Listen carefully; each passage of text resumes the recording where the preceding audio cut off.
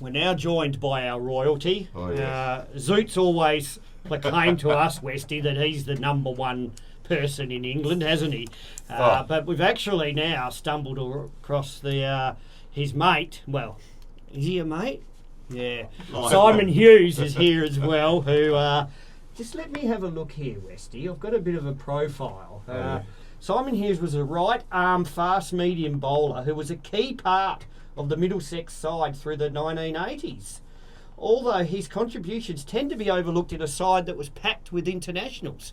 That's not what you were telling me, Hughesy, down at the club on Thursday. You said you were. Damo, that photo looks nothing like him either. No, that's it. I'm telling you the photo. It's terrible. He won 4 championship titles with the county. A graduate of Durham University. He was a natural recruit for them when they gained first-class status in '92. But like so many of the imports, he was then past his best. Yeah, sadly. Would you agree with that, Hughesy? Yes, you would? I do. Okay. Great to have you on. I know that you've got... you're travelling around now with the English cricket team, following them for the Ashes. How's it been so far over here? Do I have to answer that? Yes. It's been absolutely devastating so far, especially as both Colin and I went for the England winning. In this case, I think you said 3-1, did you? 3-1, yeah. And I said 3-2, England. And it's not looking quite so good after the first test. So it's a bit depressing. I mean, I feel sorry for the people who've travelled out. We saw someone today, actually, in your local supermarket who travelled up for the third day, and obviously there was no play. So, you know, obviously I'm wading into dangerous waters here with 2 Aussies and a man who's converted Aussie, and we've just been hammered 1-0, having talked up all this sort of baseball stuff. It's quite humiliating at the moment. But all I can say to you is, if you want the bragging rights, or you want to claim the bragging rights, all I can say to you is, what's the difference between an Australian and a carton of yoghurt? What? Come on. And the answer is, a carton of yoghurt's got a live culture. So we're... That's a big That's the best I've got. Come on. It's terrible. And it's called yogurt here too. Yeah, yogurt. They still got the moral victory? Spirit of cricket and the moral victory. We've got a bit more history than you, but not as much cricketing ability, I have to say. All right, well, you know what? Colonial history's passe in this country at the moment as well. We don't go. But you were there at the first day, sitting in the outer with the unwashed, or you were the media contingent? Oh, a bit of both. Oh, yeah. I like to mingle with the hoi polloi. Yeah. And so I sat in the members.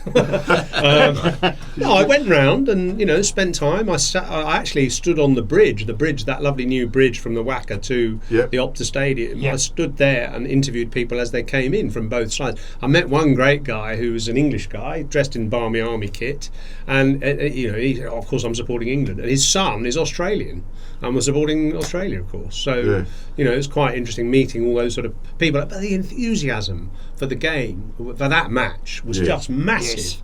And there was people flocking in and so much excitement. And I thought the Optus Stadium staged it brilliantly. With lots of stuff going on outside, and the razzmatazz and the sort of buzz was absolutely fantastic.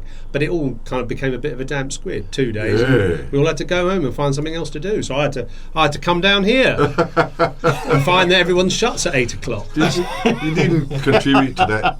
That's Denmark, mate. That's in summer. That's a busy time as well. They were looking for food in town, Westy. You couldn't find it. Nothing happening after 8 o'clock. That was it. That's why we had the stragglers hanging around. You got all these pubs everywhere, and there's no food. Hey, you didn't help contribute to that big beer snake, did you? Well, you said we got no culture. What do you call a 50-metre beer snake, mate? If that's not culture, I don't know what it is. Well, exactly. I think you proved my point there, didn't you? All right, well, let's talk the first test then. So, amazing game of cricket. 2 days, crammed in basically 4 innings into. The first day, unbelievable bowling from Mitchell Starc. Not hooping it around corners either, but just bowling basically short of a length outside off stump for the Poms to nick him. And then a withering spells of fast bowling from Jofra Archer and Mark Wood, wasn't there? And Gus Atkinson, actually. He Yes. didn't take any wickets, but he bowled a bit McGrath-like. He bowled beautifully, didn't he? He did, yeah, great. I mean, you areas. like Atkinson, I think, don't you? Yeah, and Braden Cass is always reliable. He'll always bust his bowler as well, which gives them a pretty fierce attack. First innings, anyway. Yeah. Well, I think that was the thing, wasn't it? So then, day 2, the Poms led by 40 runs on the first innings. By lunchtime, it was basically 1 for 100. Do we have to go over this again? No, we're just going through it. I just need to make sure I did see this. I was at lunch break with a few mates having a refreshment, and we were saying that probably one more session here and the test is gone from an Australian point of view. They then proceeded to take 9 for 90 in the second session, get to tea needing 200 to win, so then we're thinking it's 50-50. Were you thinking 50-50 at that stage? Yeah. I was asked by, I was in you say, where was I watching the game from? I was actually in the tourism of WA hospitality, briefly, until they ran out of wine. And I was asked by someone in there what was a good score to chase, and I thought anything over 200 made England favourites. And what was it, 204 or something to win? So I thought England were favourites, but I did also say to this person in the box, Travis Head's the key wicket. So it proved. I didn't know he was opening. And so it proved. We did know he was going to open, that's right. And he walked out, and then we proceeded to knock the total off Westy in less than 30 overs. Yeah. At what point did anybody think, this is way too... Head seen water balance here, he's not going to get out? At what point, when by the time Weatherald got out, did you think he was settled enough and it was all over by then? What did you think? Pretty comfortable by then, I thought. Yeah. Weatherall batted well. Great effort second time round. Yeah. I mean, I thought the writing was on the wall a bit earlier with Atkinson and Cass putting on 50, and it was beginning to look a lot easier at that point. Only to be followed by Archer and Woody or Atkinson in the end throwing their wicket away, and I thought, they haven't really nailed the job there. Yeah. Obviously from the earlier stuff. Well, Cass batted pretty well, didn't he? Yeah, Atkinson as well as a fine player, or capable player. Well, he's got 100 in a test match. Yeah. So, now, correct me if I'm wrong here, and I'm not having a go here, but I thought Jofra Archer's body language in that second innings, it didn't really look to be bending his back to me. Was he injured, I think? No, I think Jofra is quite a sort of... he's not an easy person to manage. I mean, he's a brilliant bowler, and he's such a natural athlete. But, I mean, with any fast bowler, I mean, I tried to bowl fast, and there were some days it just didn't happen. I mean, Cookie would back that up. I mean, there were some days it was just rubbish, and it came out like a wet fart, and there's no obvious explanation for it. With Archer, he's a little bit of an enigma, I would say. Yeah. And there are days when he's just on it, and he's incredible. And there are other days when you sort of think, he's not quite got it today, and it's hard to know why. I mean, he's not the... I know from his experiences in the IPL, for instance, being captained by various people, that some days he's just not engaged for whatever reason. And he's a lovely kid actually, but it's fast bowling is a mysterious art which no one has really cracked, probably apart from Glenn McGrath, Jimmy Anderson, and we all have temperamental days where it just doesn't happen, and that was one of those for him. I think also in sympathy, he had only 34 overs off. I mean, it's ridiculous. These guys batting for 34 overs. Yeah. And then the bowlers have got to go out there again. It's kind of demoralising as much as it is tiring. Well, it's not even 34 overs, Hughesy, because they've got to go out and bat. Exactly. Yes. They're going out at 25, 28 overs. And that struck me. That sort of came across in the way Archer batted, both digs for that matter, but certainly second time round he already looked a bit fed up with the proceedings by then. The other point that Hughes had made along the way was that he didn't go around the wicket at head. That's normally a very good route to results. And he's very good at that as well. You think of what he did to Rishabh Pant at Lords and that sort of stuff. Yes. Coming round the deck there to the lefties. Yep. Seemed again to support the idea of being a little bit disengaged. I mean, the rest of the hierarchy, Stokesy and that, should have probably pushed him around the wicket. Well, considering I saw a little footage of about a dozen or so head dismissals, and with people coming at him bowling sort of at his rib cage from around the wicket. And he's that's a pretty obvious tactic there. Yeah, except that seems to be why they stay over for him, is that they think they can tuck him under the ribs. From that over the wicket angle, from the sort of blind spot for him, which in turn rules out that also lucrative option of coming round at him. Well, okay. Well, now looking to the next test. Yes. So we've got the second test. The first test that always starts at the Gabba, doesn't it? Can we just kind of erase that one? That one didn't really count. That was just a warm-up game. That was Second the warm-up. test at the Gabba. Well, warm-up. No, you don't play warm-up games, you guys. That was it. You don't play warm-up games. No, that was the warm-up game. No. You left the more gate. important. You left the gate wide open there because there was an invitation for a warm-up game in Canberra last week, a second warm-up game. You've had your mulligan, so you're not taking your mulligan. On a low and slow deck in minus 10 degrees or whatever. What do you make of the fact that they didn't go play a bit of pink ball cricket? Well, that's a really interesting question. In fact, my co-host on my podcast, Simon Mann, he's in Canberra at the moment, and he said it was freezing cold and the pitch was very low and slow. And he sort of half understands why they didn't go there. It would have been better to have played something in Brisbane, whatever that was. I mean, obviously you can't play at the Gabba, but somewhere that was similar. I mean, is there somewhere with lights, or even during the day maybe, and then have nets at the Gabba at night or something? I don't know. I just felt it's a bit like you Aussies used to send us to Tasmania before we went to the Gabba. You know, it was a bit like going to the Arctic, really. Hey, actually, plug your podcast on you. Damian and I, we don't do. We're live radio people. We live by the seat of our pants. But what is this podcast you're talking about, mate? Let's get it out there. So have you got podcasts in this part of the world? Well, not only before 8 o'clock. Well, actually, I will plug this podcast today because it's got your track on it. Unless you want commission, I suppose you do. There's no money. He's always after an earn, Hughesy. So I've put your track, Who's Winning, which is a great track actually. Thanks for that. Which Cookie's showed me and I've listened to it. I mean, it's a brilliant track. It's a great idea, and I mean, my girlfriend is always saying to me, "Who's winning all the time?" Halfway through a test match. So it's a podcast about the game, and we analyse cricket, mostly England players, England matches, and it's with Simon Mann, who's a BBC commentator, and we do a daily on the Ashes. And what's it called?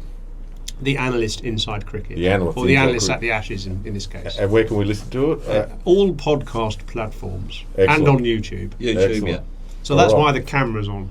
We're filming this. So you're in it today. All right. This chat is you in it, okay? Yeah. Well, Damian and I, we got a good face for radio. We long for the days when people used to guess what the bloke on the radio looked like. Right. Well, let's look at now the second test, which is coming up at the Gabba on Thursday, day-night test, 12 o'clock start our time. First question for you, Hughesy. How does Zach Crawley get a game? It's a good question, actually. It is a good question. He hasn't scored any runs in the first test. He's got the lowest average of any batter that has played more than 50 tests for England as an opener. Sorry, more than 50 innings, actually. 30.2.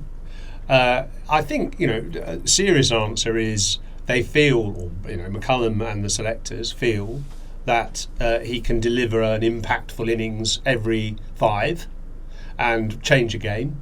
So they're not looking for consistency, they're looking for a dramatic sort of takeover of a situation. They do look at data as well, and Crawley has an average of 40 against Australia in both home and away, and he played well in the last Ashes here, didn't he? Well, he didn't get 100, but I mean he played some good innings, and they felt that he had the game, the pulling on the short ball and the driving, a bit like, I suppose, Mitch Marsh. Would he be a similar sort of player, maybe? I mean, a good driver of the ball, good puller of the ball. That's right, yeah. Tall, quite sort of upright. Good reach and quick on the short ball. They felt he had the game for Australia. Obviously, the Aussies respect him as well. People like Ponting I've spoken to, they think he's a good player. He started appallingly. I think, the relationship thing, is a sort of good story, I suppose. And it will obviously arouse suspicions and questions. But I mean, Rob Key's a pretty solid guy. So I don't think that is really. You backtracked. Well, I think he's a reasonable guy, Rob Key. He's not going to say, all right, my mate's son can have another game. But obviously they do like you buy first round after the game of golf, and he's in for the next test. Really. By the way, of course, also Crawley's the best golfer in the team. Oh, there you go. See, well, we've got a text come through, Hughesy. If the English guest continues with the superiority complex that many Poms do suffer from, just remind him that one of Britain's biggest exports in the last while is the Teletubbies, as opposed to our Australia's many various Wiggles, industrial and social exports. Look, obviously, I was being tongue-in-cheek. I mean, I think Australia's a fantastic country. I'm not backtracking here. You have won. Australia have won 153 tests against England. We've won 112 tests against Australia. So you have the bragging rights by far. I've played cricket with Cookie over here. I'm highly impressed with the dedication and commitment and ability that you see on the field all over Australia. I saw your team, Damo's, your first 11, your A team, play on Saturday. Now, they were pretty impressive. So, I have a high regard for Australian cricket. And there is a bit of culture in Denmark. I've seen it. The trouble is, it all stops at about 7 o'clock.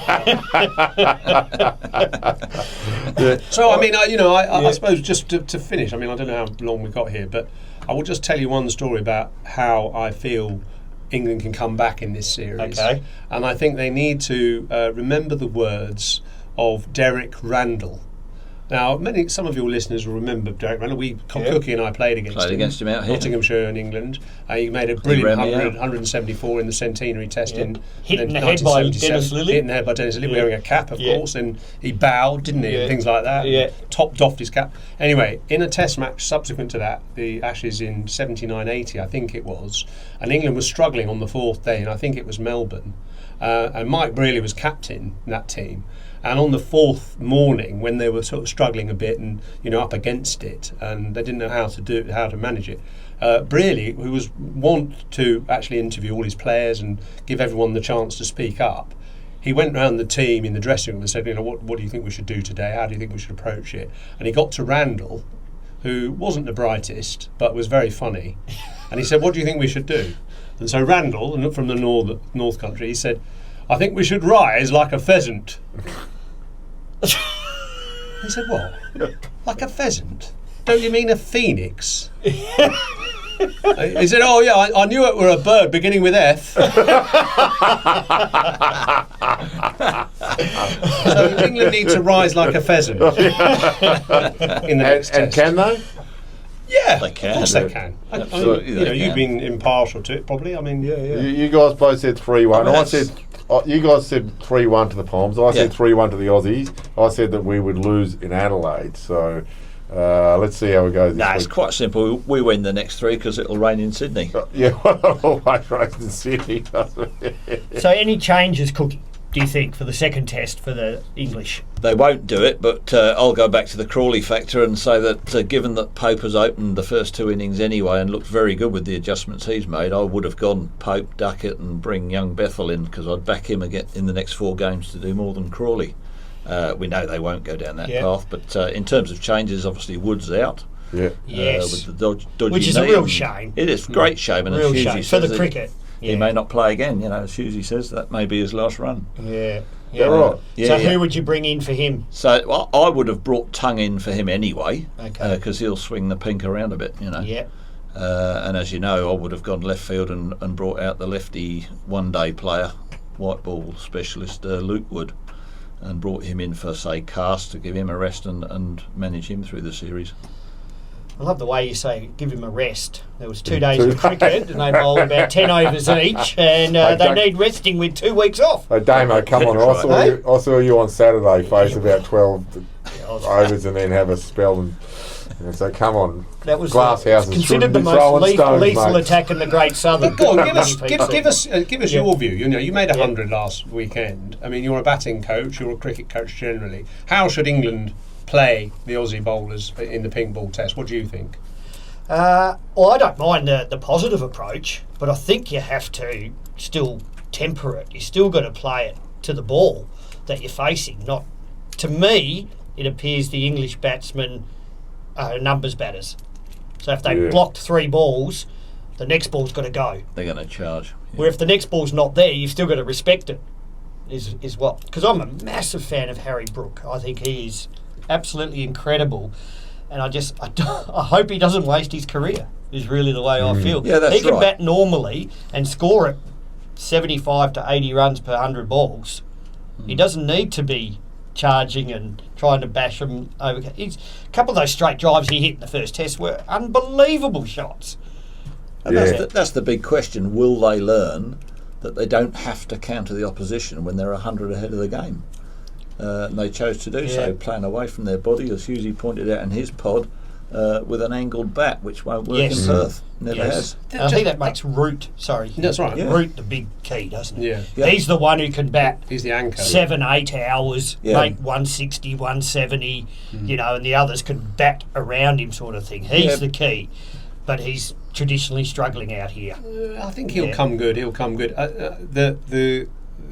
If you look at how England played against India in the summer, the first test at Headingley, they were chasing 380, big target in the final innings, and they respected the way Bumrah bowled, understandably, and they just played sensibly against him and saw him off for a couple of spells, Duckett and Crawley, put on about 180 for the first wicket, and eventually made the target quite easy, actually. Yeah. But they played with a sensible head on, and the Bazball needs finessing, and sometimes they just get caught in this sort of slipstream of playing, shot after shot. And I just think back to it when McCullum first took over as head coach, Brendan McCullum. He said, "Right, I want you chasing every ball to the boundary as fast as you can, as hard as you can," which I mean is fairly obvious. But I remember that. And in the first game, Jack Leach, the left-arm spinner, chased the ball so hard to the boundary, he fell over the boundary and concussed himself. That's right. He's got concussion. At times, you almost kind of you're abiding by the coach's law or mantra almost too